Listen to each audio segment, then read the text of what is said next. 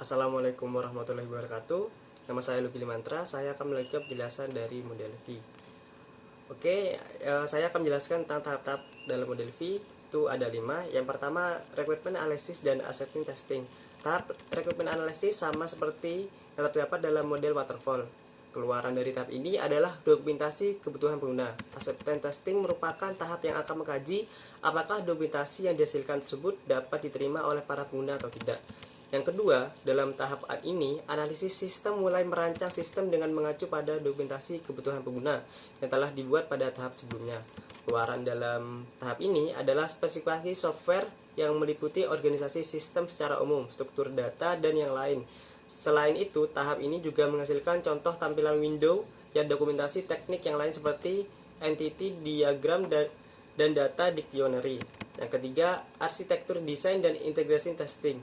Arsitektur desain dan integration testing sering juga disebut high level design. Dasar dari pemilihan arsitektur yang akan digunakan berdasar pada beberapa hal seperti pemakaian kembali setiap modul, keteranggulan tabel database data, hubungan antar face, dan detail teknologi yang dipakai.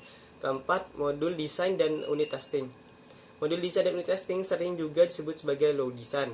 Perancang dipecah menjadi modul-modul yang lebih kecil. Setiap modul tersebut diberi penjelasan yang cukup untuk memudahkan programmer melakukan coding. Tahap ini menghasilkan spesifikasi program seperti fungsi dan logika setiap modul, pesan kesalahan, proses input untuk setiap modul, dan lain-lain. Yang terakhir ada 5, yaitu coding. Pada tahap ini dilakukan pemrograman terhadap setiap modul yang telah dibentuk. Juga saya akan buat PPT selanjutnya akan menjelaskan kelebihan dan kekurangan model V. Segaris besar dapat dijelaskan bahwa kelebihan dari model V yaitu adalah fleksibel, mendukung project tailoring dan penambahan dan pengurangan metode yang tool secara dinamis. Akibatnya sangat mudah untuk melakukan tailoring pada model V agar sesuai dengan suatu proyek tertentu, dan sangat mudah untuk menambahkan metode dan tool baru atau menghilangkan metode dan tool yang dianggap sudah obsolete. Yang kedua, model V dikembangkan di-maintain oleh public user. Dari model V berpartisipasi dalam change control board yang memproses semua change request terhadap model V. Kekurangan dari model V yaitu yang pertama, model V adalah model yang project oriented sehingga hanya bisa digunakan sekali dalam suatu proyek. Yang kedua, model V terlalu fleksibel, dalam arti ada beberapa aktivitas dalam model V yang digambarkan terlalu abstrak sehingga tidak bisa diketahui dengan jelas apa yang termasuk dalam aktivitas tersebut dan apa yang tidak. Buat selanjutnya juga ada model-model lainnya, yaitu Simple Interaction Design Model. Pada model rancangan interaksi sederhana ini, input atau masukannya hanya memiliki satu titik.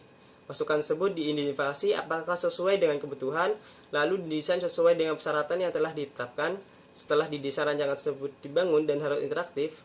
Setelah itu, rancangan tersebut dievaluasi. Evaluasi dapat dilakukan di mana saja. Rancangan yang telah dievaluasi dapat didesain ulang, atau apakah rancangan tersebut tidak sesuai dengan kebutuhan user, maka alur tersebut akan terus berputar hingga pada tahap evaluasi tidak lagi terjadi kesalahan, baik dalam penetapan kebutuhan user maupun pendesainannya, sehingga pada tahap evaluasi terciptalah sebuah hasil akhir yang valid. Itu saja dari saya, terima kasih. Buat selanjutnya akan dijelaskan oleh rekan kami.